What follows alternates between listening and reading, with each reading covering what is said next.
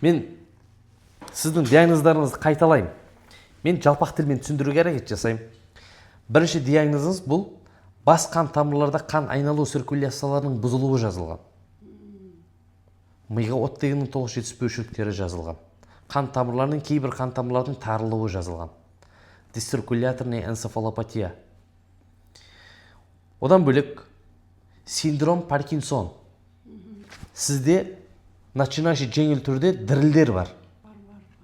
Бұл дірілдер көбірек ашуланған уақыттарда күшеюі мүмкін, нерв шеткенде, біреумен айқайласқанда дегендей.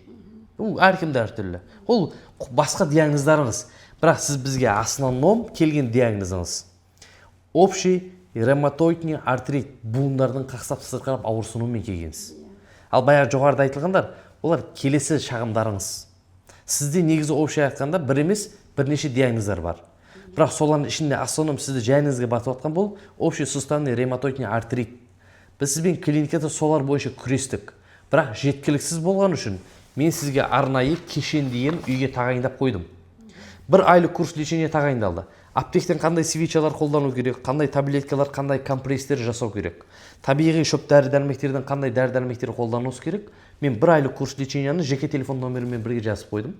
Менімен байланыста болып отырып, бұл жерден шыққаннан кейін ем жалғастырмасаңыз, ертең үйге барғанда қайталанып қалуы мүмкін, қозуы мүмкін. Түсіндіре алдым ғой. Сөйтіп, бір курстан кейін 10 күн демалып, екінші курс, 10 күн демалып, үшінші курс болып жалғасады. Бұл аурулармен ұзақ уақыт жұмыс жасамасақ, бұл 5 күндік укол, бір таблеткамен жұмыс бітпейді апа.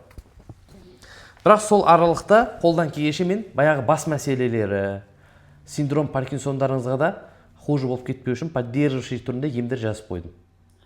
Менің көмекшім байланысқа шығады, сіз пока емдеріңізді алып демала